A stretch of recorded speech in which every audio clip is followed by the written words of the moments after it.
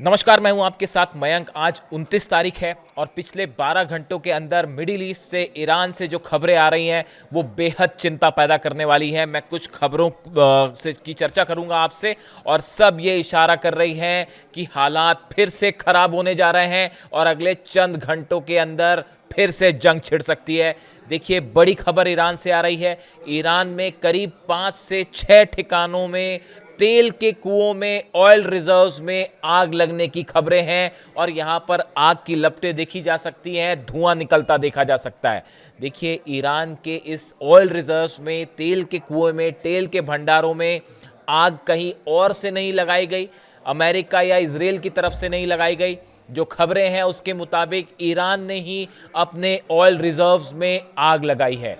देखिए, इसकी वजह मैं आपको समझाऊंगा। मैंने अपने पिछले वीडियो में आपको बताया था कि ईरान के जो तेल के कुएं हैं वो लगातार फुल होते जा रहे हैं। जिस तरह से ईरान की घेराबंदी की है हॉर्मूज में अमेरिका ने, उसके चलते जितना ऑयल एक्सपोर्ट होना चाहिए ईरान का, उतना ऑयल एक्सपोर्ट नहीं हो पा रहा है। जिसका नतीजा ये है कि ईरान के जितने ऑयल रिजर्व्स हैं या तेल के भंडार हैं वो फुल होते जा रहे हैं। और देखिए, सरल भाषा में अगर आप समझें कि कोई भी तेल का कुआं जब फुल हो जाता है उसके बाद उसमें कंटामिनेशन हो सकता है, उसमें पानी मिल सकता है, जिसका नतीजा ये होता है कि वो ऑयल रिजर्व का सोर्स जो है, वो तेल का कुआं हमेशा के लिए ही बर्बाद हो जाए और आगे फिर उसको इस्तेमाल नहीं किया जा सकता। कई एक्सपर्ट्स बता रहे हैं कि डोनाल्ड ट्रंप का यह बयान कि अगले 3 दिनों के अंदर कुछ बड़ा होने वाला है, या उन्होंने 3 दिन का वक्त जो ईरान को दिया था वो इसीलिए दिया था क्योंकि ईरान के सारे तेल के कुएं, ऑयल रिजर्व फुल होने जा रहा है। और शायद अमेरिका का प्लान ये था कि इससे ईरान के जो सोर्सेज हैं, नेचुरल सोर्सेज, उनको नुकसान पहुंचेगा और ईरान के कई तेल के कुएं बर्बाद हो सकते हैं। देखिए, ऑयल रिजर्व फुल हुआ है क्योंकि ईरान में बड़े तेजी के साथ जो है कुओं में तेल उत्पादन होता है। अब उसका नतीजा ये था कि ईरान को हर हालत में अपने इस तेल को उन कुएं से निकालना था, जिसे वहाँ से हटाया गया और जिन कंटेनर्स में रखा गया उसमें आग लगा दी गई है ताकि इस तेल को नष्ट किया जा सके। उन ऑयल के जो कुएं हैं उसमें लेवल को कम किया जा सके, वरना वो तेल के कुएं ही बर्बाद हो जाएंगे। जो तस्वीरें सामने आ रही है, करीब 5 से 6 जगह ऐसी हैं ईरान में जहां पे ऑयल रिजर्व्स में आग लगी हुई दिखाई दे रही है। तेल के कुएं और उसके आसपास के जो टैंकर्स थे वो जलते दिखाई दे रहे हैं। मैं आपसे रिपीट करूंगा, ये कोई हमला नहीं है, ये ईरान ने खुद ऐसा किया है ताकि अपने तेल के कुओं को सुरक्षित रखा जा सके। लेकिन ये शुरुआत है उस बर्बादी की जिसकी आग में अब पूरा मिडिल ईस्ट, पूरा अरब एक बार फिर झुलस सकता है। देखिए, जो खबरें सामने आ रही हैं, यूएई में अमेरिका के फाइटर जेट्स फिर से लैंड होने शुरू हो गए हैं। मैंने आपको पहले ही कहा था, चीन के सैटेलाइट्स एक एक चीज की पल पल की जानकारी ईरान तक पहुंचा रहे हैं और जो नई खबरें सामने आ रही हैं उसके मुताबिक यूएई में एक बार फिर अमेरिका के F-15 फाइटर जेट्स लैंड हो रहे हैं। बड़े हमले की तैयारी हो रही है। इसके अलावा कतर में भी अमेरिकी जेट्स देखे गए हैं। F-35 की लैंडिंग की खबरें आ रही हैं। ये सब कुछ बिल्कुल वैसा हो रहा है जैसा पिछली बार हमले के पहले 40 दिन के पहले हुआ था। जॉर्डन में, यूएई में, कतर में, सब जगह अमेरिकी जेट्स लैंड हो रहे थे। अब हालात फिर वही दिखाई दे रहे हैं। इसके अलावा बड़ी खबर यह है, अमेरिका में एक बड़ी बैठक हुई। बड़ी बैठक में डोनाल्ड ट्रंप शामिल थे, सभी सुरक्षा अधिकारी शामिल थे और बताया जा रहा है कि डोनाल्ड ट्रंप ने उस प्रस्ताव को नामंजूर कर दिया है जो ईरान ने सामने रखा था। ईरान का प्रस्ताव बिल्कुल साफ था कि जितने जहाज हैं अमेरिका के, इनको हटाइए हॉर्मूज से, उसके बाद ही हॉर्मूज को खोला जाएगा। यह शर्त रखी थी ईरान ने, लेकिन इसे मानने से इनकार कर दिया डोनाल्ड ट्रंप ने। जो खबरें हैं और वॉल स्ट्रीट जर्नल के मुताबिक अब एक बड़े हमले की, ग्राउंड ऑपरेशन की तैयारी में है Donald Trump. Ben Gurion airport में, इजराइल में भी लगातार फाइटर जेट्स की लैंडिंग हो रही है। F-35 जेट्स की लैंडिंग की खबरें हैं बेन गुरियन एयरपोर्ट पर। इजराइल ने इंटरनल इमरजेंसी को 7 मई तक के लिए बढ़ा दिया है। ये वो मेजर्स होते हैं, वो कदम हैं जो जंग के ठीक पहले उठाए जाते हैं। इसके अलावा आप देखें, जो बड़ा डेवलपमेंट है, जहाज़ों के डिप्लॉयमेंट। मैंने आपको बताया कि 3 एयरक्राफ्ट कैरियर पहले से मौजूद थे Abraham Lincoln, Gerald R Ford और जॉर्ज डब्ल्यू बुश, अब आइजनहावर भी मिडिल ईस्ट पहुंच चुका है। और सबसे बड़ी बात यह है, अब्राहम लिंकन सिर्फ ईरान की सीमा से 200 मील की दूरी पर है, यानी ये वो स्ट्राइकिंग पॉइंट है जहां से कभी भी हमला किया जा सकता है। और जो खबरें आ रही हैं, अमेरिका का मीडिया जो दावा कर रहा है कि ईरान का खार्ग आइलैंड पे किसी भी क्षण, किसी भी पल हमला हो सकता है। डोनाल्ड ट्रंप ने यह साफ कर दिया है कि देखिए, मामला यूरेनियम पर आके फंस गया है, न्यूक्लियर प्रोग्राम पर आकर फंस गया है। मैंने आपको पहले ही कहा था, न्यूक्लियर प्रोग्राम को लेकर कोई समझौता नहीं करेगा ईरान, यूरेनियम को लेकर अब कोई समझौता नहीं हो सकता। और ये बात ईरान ने साफ कर दी है, हम यूरेनियम पे और न्यूक्लियर प्रोग्राम पर बात ही नहीं करेंगे। पहले आप अपने ब्लॉकेड जो बना रखे हैं, जो जहाज खड़े हुए हैं, उसको हटाइए, उसके बाद ही हॉर्मुज को खोला जाएगा। इस मुद्दे को लेकर अब अमेरिका और ईरान की बातचीत में बड़ा फंडामेंटल डेडलॉक खड़ा हो गया है। भले बातचीत पीछे दरवाजे से कुछ कुछ होती रहे, खबरें आती रही कि अब बातचीत हो रही है या अब डेवलपमेंट हो रहा है, लेकिन ऐसा कुछ नहीं होने जा रहा है। एक बड़ा डेडलॉक खड़ा है जो कि हमले की तरफ इशारा कर रहा है। इसी बीच आंद्रेई बेलासोव, जो कि रक्षा मंत्री हैं रूस के, इनकी तरफ से बयान दिया गया है बुशर को लेकर। अब ईरान का वो न्यूक्लियर प्लांट जो रूस की मदद से चलता है, यहां पर किसी भी तरह के हमले पूरे मिडिल ईस्ट में एक परमाणु जंग को छेड़ सकते हैं, परमाणु हादसा हो सकता है। देखिए, मैं बार बार आपको इस बात को कहता रहा कि चाहे बुशर से रेडिएशन हो, चाहे डिमोना से, इजराइल से रेडिएशन हो, अगर एक भी मिसाइल किसी न्यूक्लियर साइट पर सीधा गिरती है, उसका नतीजा होगा न सऊदी अरब बचेगा, ना यूएई बचेगा, ना जॉर्डन, ना कतर, ना ईरान, ना इजराइल, कुछ नहीं बचेगा। पूरा मिडिल ईस्ट तबाह हो सकता है। अब यही बात रूस के रक्षा मंत्री ने कही है, अमेरिका को सीधी सीधी वार्निंग दी है, इजराइल को वार्निंग दी है कि अगर बुशर पर हमले होते हैं तो इसका नतीजा होगा एक भयंकर परमाणु हादसा। इसके अलावा देखिए, ईरान के सांसद हैं हुसैन साबती साहब, इनकी तरफ से दावा किया गया है, इनकी तरफ से भी बड़ी बात कही गई है। इनका कहना है कि अमेरिका अब फ्रस्ट्रेशन के चलते किसी तरह का छोटा न्यूक्लियर हमला कर सकता है ईरान के ऊपर। हालांकि डोनाल्ड ट्रंप ने इस तरह की बात से इनकार किया है, लेकिन अब ईरान के जो ये सांसद हैं, इनका ये कहना है हुसैन साबती साहब का कि देखिए, अमेरिका कोई जंग नहीं जीत पा रहा ईरान के खिलाफ। हॉर्मुज में सेना खड़ी है, आपने पहले 4 दिन एयर स्ट्राइक करके देख ली, कोई नतीजा नहीं निकला। पूरे एयर बेसिस जले अमेरिका के, कितने सैनिक घायल हैं उसका कोई आंकड़ा नहीं है, कितने मरे हैं कोई आंकड़ा नहीं है, आंकड़े छुपाए जा रहे हैं लगातार।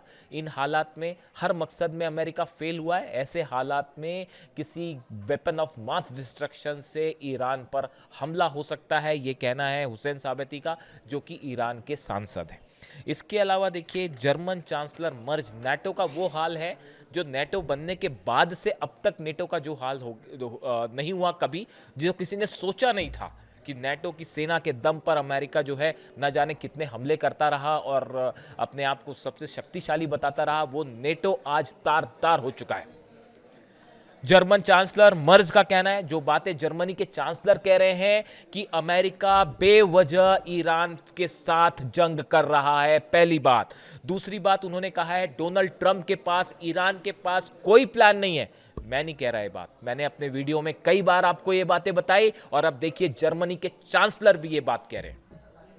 इसीलिए हमारी कोशिश हमेशा होती है आप तक हर बात को बड़े नाप तोल के एनालिसिस करके आप तक पहुंचाया जाए। और देखिए, जो बातें मैं आपसे लगातार कह रहा था कि डोनाल्ड ट्रंप बुरी तरह से फंस चुके हैं, ना आगे बढ़ते बन रहा है, ना पीछे हटते बन रहा है, उनके पास कोई प्लान नहीं था और बिना प्लान के उन्होंने हमला कर दिया सिर्फ नेतन्याहू के कहने पे। और सरासर ये बात झूठ थी कि ईरान के पास न्यूक्लियर बम है, सरासर झूठ बोलकर ईरान पर हमला किया गया। और नतीजा यह है कि आज डोनाल्ड ट्रंप और अमेरिका अपने घुटनों पे है। इतना बुरा हाल है दुनिया की सबसे बड़ी महाशक्ति का कि इंटरनेशनल स्तर पर साख पूरी तरह से तार-तार हो गई है। ना यूएई विश्वास करने को तैयार है, ना सऊदी विश्वास करने, कोई अरब देश अब अमेरिका पर विश्वास करने को तैयार नहीं है सुरक्षा को लेकर।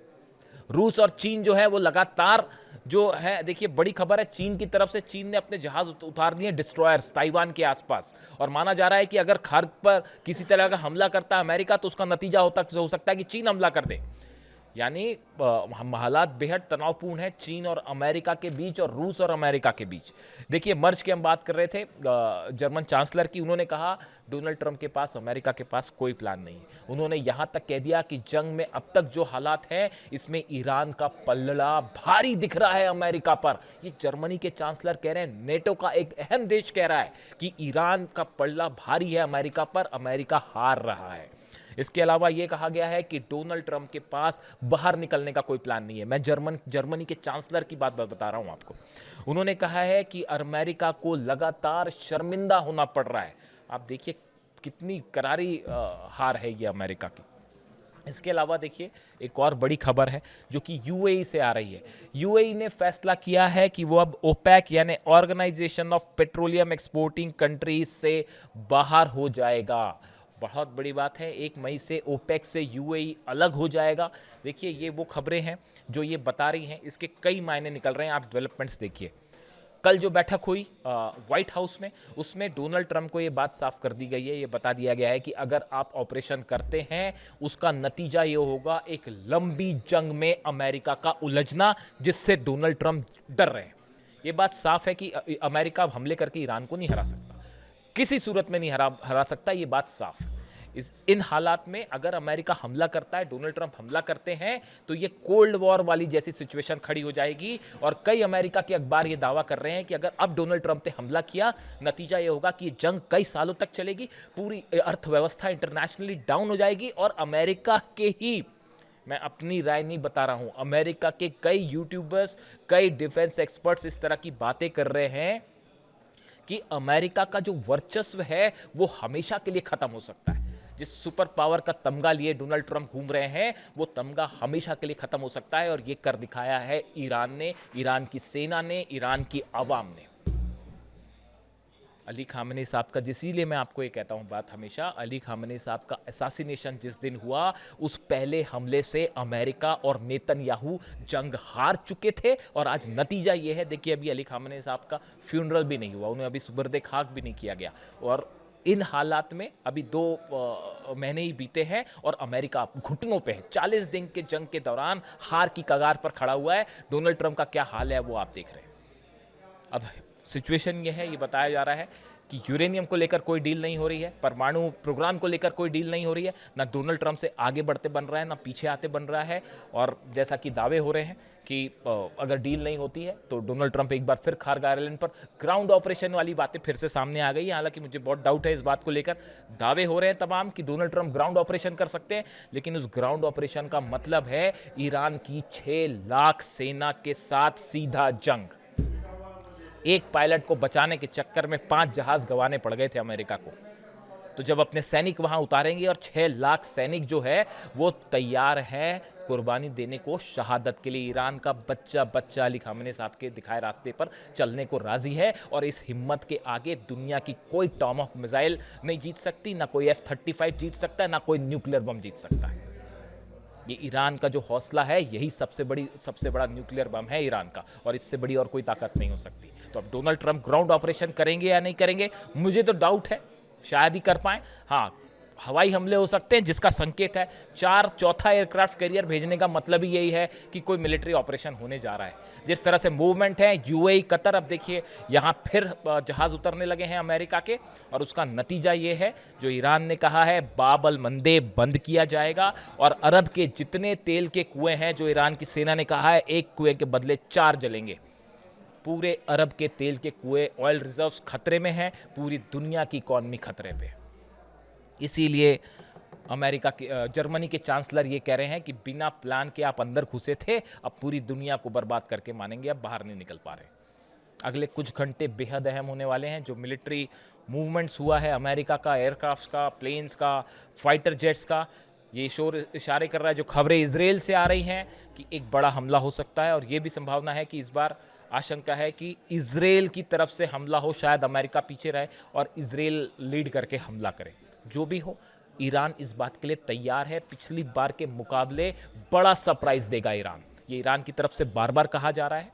रूस साथ खड़ा है, चीन पिछले बार के मुकाबले खड़ा हुआ है, लेकिन शायद जो है ईरान को किसी की ज़रूरत नहीं है, ईरान अकेला ही काफ़ी है जो हालात हैं। मैंने आपको पिछले वीडियो में बताया जितने अंडर मिसाइल सिटीज़ हैं उससे अब नई जनरेशन की मिसाइल्स निकाल दी गई हैं, नए लॉन्चर्स, मिसाइल लॉन्चर्स तैयार हैं और हर ठिकाना भी तय है कि कहाँ कहाँ मिसाइल्स गिरेंगी अगर हमले होते हैं तो। और सच मानिए पूरा दुनिया का ऑयल रिजर्व्स, खास तौर पर मिडिल ईस्ट का, खतरे में है। वीडियो कैसा लगा ज़रूर बताएं और कमेंट करके बताइए कि आपको क्या लगता है आगे क्या हो सकता है इस मैटर में। Thank you so much.